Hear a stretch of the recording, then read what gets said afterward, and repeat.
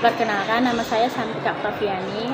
Saya izin untuk meminta waktunya sebentar kepada Bapak Abrian Noval untuk meminta wawancara terkait tugas saya di koperasi tersebut. Anda boleh?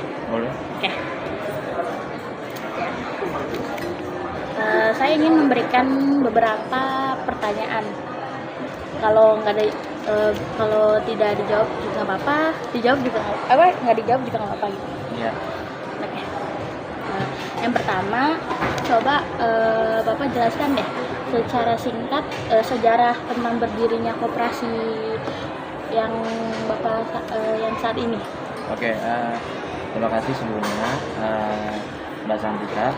Kali ini saya akan menjelaskan sejarah singkat ya, sejarah singkat terkait koperasi Jauh Merpati yang berada di Kalibata.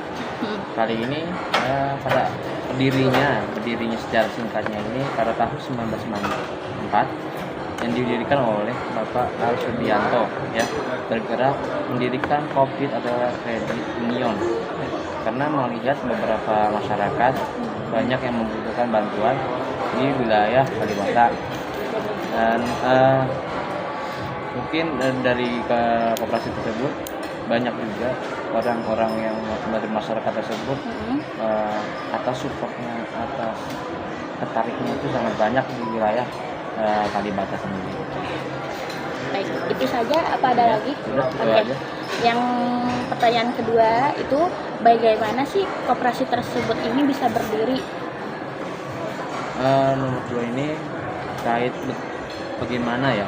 Di sini berdirinya dari tahun 1994 sampai 1995 itu membuka layanan pertama kali membuka layanan bagi anggota di halaman SMA Gonzaga setiap hari Minggu. Jadi pertama kali di tahun 1994 sampai 1995 dan satu tahun itu dia membuka pertama kali di SMA Gonzaga. Di setiap hari Minggu, jadi bukan setiap hari kita Senin sampai Jumat enggak. Oh gitu. Hanya Di waktu tertentu gitu aja. tertentu. Oh, oke. Udah ada lagi? Oke. Udah lanjut. Next ya Pak. Pertanyaan ketiga itu jelaskan secara singkat nih Pak tentang produk simpanan dan produk pinjaman di koperasi Bapak tersebut. Oke, dari pertanyaan tersebut terkait produknya itu ada 2, simpanan dan pinjaman. Oke. Simpanan yang mana setiap anggota dari yang sudah mendaftar sebagai KSP Ya. di Merpati bisa melakukan kayak ibarat kata kalau kita sebagai sekolah itu bisa menabung. Jadi ibarat kata sini ada simpanan yang Ya. mana untuk dipakai nanti ketika di hari tua, di hari sambutan besar dan sebagainya. Dan di KSP sendiri ini ada mempunyai bunga dalam hal simpanan. Jadi bunga tersebut nggak terlalu besar. Jadi banyak orang bisa ketika dia udah mendaftar sebagai anggota bisa mendaftar sebagai simpanan, membuka simpanan untuk masa jangka ke depan.